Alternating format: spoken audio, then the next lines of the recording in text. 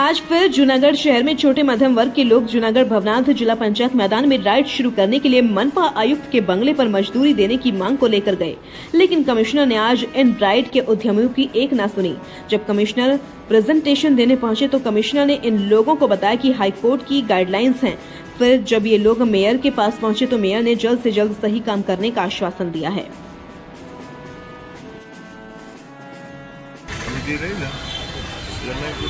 लेवा आवे ने એને મારી નાખવો ત્યારે અવાજ નથી દેવો પછી બેરેક પીઠાય જુઓ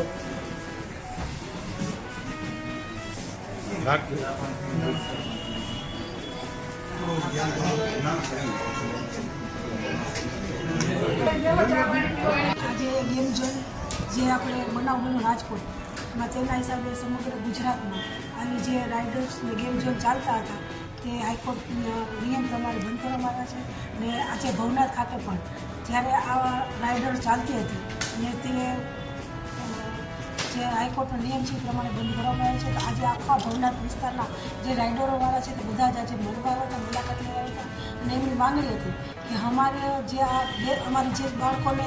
જે રમતોના સાધનો છે તે ખુલ્લામાં છે અને લગભગ અમુક તો ઇલેક્ટ્રિક વગરના છે, એટલે અમને